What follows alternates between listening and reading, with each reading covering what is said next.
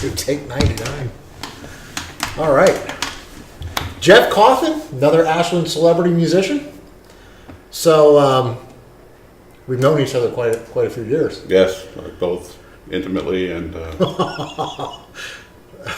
You mean by being distantly related? However you want to put it. Yeah, right. So I was hoping that you were going to come up this weekend. We were going to get your interview out of the way. We got Ed Huffman last night. Saw that, very good. Yeah, that was a good time. Ed's a funny dude. He is a good guy. And you did play with Ed, right? I played with Ed off and on for eons. Eons. I thought there might have been a band or six in there. Yeah, 6 or 7, yeah. So, what started your musical career? Like how old were you and what was it? I'll start from the beginning. Yeah, let's go there. I was born in 71, grew up in the 70s and the 80s where guitar was the driving force pretty much behind all music. Always loved metal, always loved different kinds of music and different kinds of rock. 80s techno I always loved. So I originally wanted to play guitar, but it seemed like I would look at players like Gary Moore and I'd think to myself, it'll be a cold day in hell when I can ever play like that. So it was like an unreachable goal in my head. And I always loved saxophone and piano. Piano. Piano. Right. Pantyhose. Yes, it's a Bulgarian instrument. We'll talk about that later. Right. And I originally wanted to play, like I said, saxophone and piano. And one day my grandmother had a guitar. And I just started and fell in love with it. And, when you're the token fat kid in the block, you got a lot of free time. Yeah? Yeah, so... But there must have... Yeah, but you're saying... So guitar was your first instrument then? It was. Did you play any other instruments? I took a year of drum lessons and I took one piano lesson. One piano lesson? One piano lesson. So, I mean, you can get up there and fire us up a song? Yeah, tickle the ivories. So if I could run it in the house and grab a keyboard and bring it out? Go right ahead. And what will you play? Time After Time. It's the only song I can play. But I'll play it a lot. Why do I believe that? I totally believe that. That's true. You would be able to play that. So, who got you your first guitar? My grandmother. And what was it? A Harmony Rocket.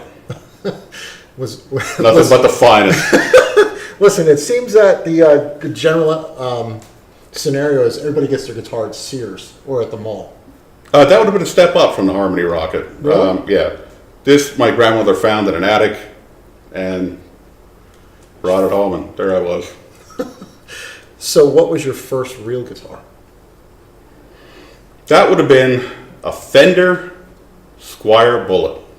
Same here. Really? My first real guitar was a Fender Squier Bullet. Yep. It had the telly headstock. Exactly. And I bought it at Kangas. Me too. Yep. I felt bad when I bought it because it was like 6 hanging there when Dave sold it to me. Do you remember what your very first band was that you were in? Like actual band? Well, what you consider to be your first band? Pranks. That was with Ed Huffman. Pranks. And who else was in that? That was Scott Runkle, Brian Fields, and me. And Ed.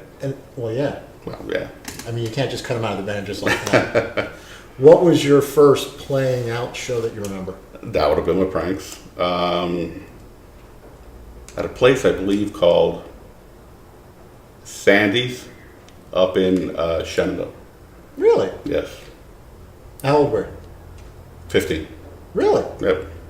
What was your first paying show? Do you remember that? That was your very first show out and paid? Yep. Jesus. That's like beyond. I started at the top, man. Work my way down.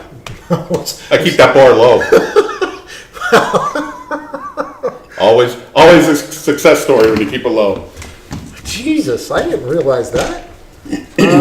Where did it go from there? What was after Pranks? I don't even remember. I've been in so many bands. Oh, come on now. It wasn't Octagon Speed Chuck, was it? No, that was years later. Might have been Sweet Talker, which was formerly Hard Knocks up in the Tamaqua area. Oh, yeah? Yeah. Who was in that? It was Rodney Klauser, Mark Smarr, me, and Sean Mahalchik. Any of these guys you're still in contact with, or No. that you know that are still playing? No, I haven't seen. I think Rodney sings in a country band now. I think Country. country. I'm amazed by how many people I know that are, went from the metal hard rock scene and now they're doing country. Yeah. Well, I mean, metal and hard rock ain't what it used to be. I mean, if you want to play and you want to play with any sort of finesse or hell, for that matter, play solos anymore, all those guys are in country music. Really? Well, think about music today. It's not based around guitar. I wouldn't, well, I mean, country, well, all country to me anymore is basically rock. Country is 80s rock, yeah. Yeah, I have to agree with that.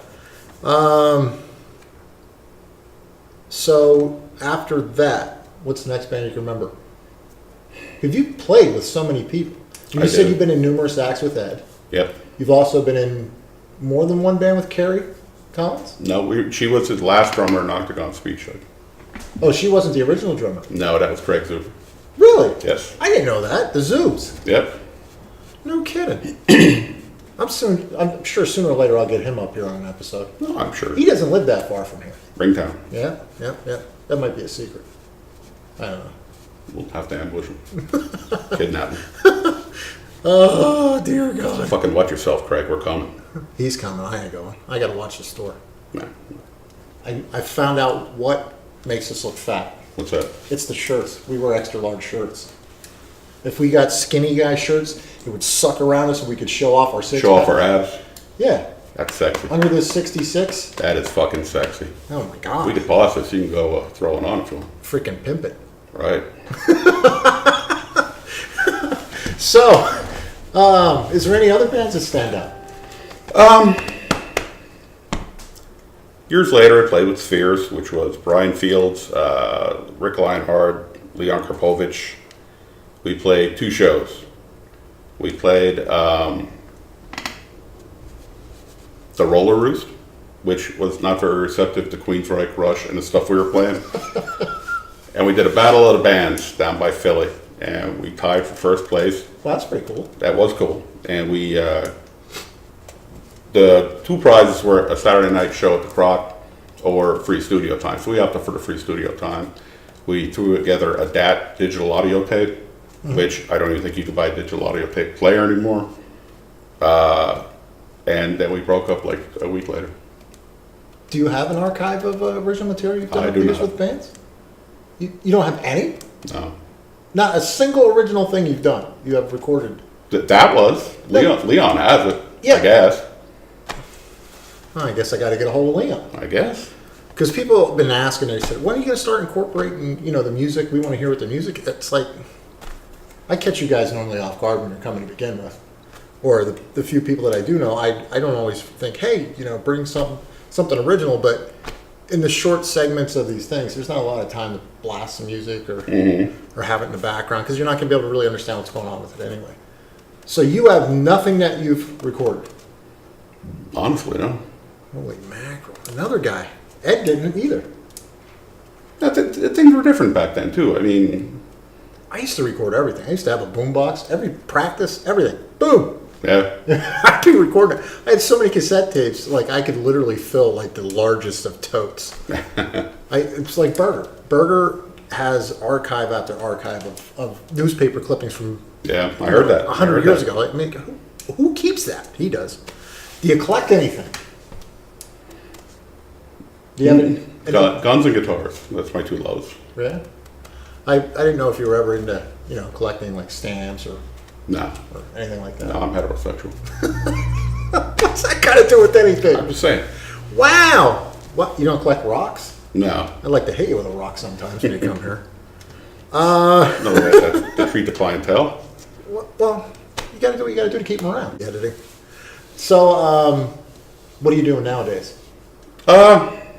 Just working and playing with a group of guys I just got together with a couple months ago called After Dark. Okay. And how's that going? It's going very well. Yeah. Having a good time. When are you playing next? We are playing the 11th at the Delano Block Party. Delano. Delano. Now, where's Delano? Heading up, like, probably halfway between Hazel and Monarch City. I'm not sure where that's at. I must not travel that way to know. You can jump right off 81 And you just head right off, yeah. So what's the date? The 11th, you said? the 11th. And what time do you start? I don't know. I want to say 7? 7? Well, somewhere around there. So Right. it's after dark, It is. and you're playing with Rob Fasick. And Mike Timko. Mike Timko is the drummer. Just a 3-piece. Yes. We're so fucking good, that's all we need. Oh my God. What type of music are you playing? A lot of classic rock. Some 80s, 90s. And are you singing it all? Right. So Rob's doing it all himself. Well, I attempt a harmony here and there, but I should have known better You to know. ask that question. Oh man. So we got After Dark. I'm sure you have a website, a Facebook page, yes. so people can keep up on what's going on and what you're doing. And in closing, I'd like to say thanks for coming on. Thanks for having me. As always, Jeff Cawthon, and After Dark, August 11th. August 11th at the Delano Block Party. Yes. I don't know what fire company it is. They probably only have one. I'm sure Yeah, I it should don't be know. hard to find. Delano doesn't sound like a very big place. Huge. It's huge. There's going to be thousands of people. Thousands. Thousands, if not 10. If it rains. God only There'll be knows how 10 many. if it rains. There'll be thousands if not. So go on out, check out After Dark, August 11th at the Delano Block Party. And once again, thanks Jeff Cawthon for coming on to Into the Mix. Thanks for having me. Boom, that's it.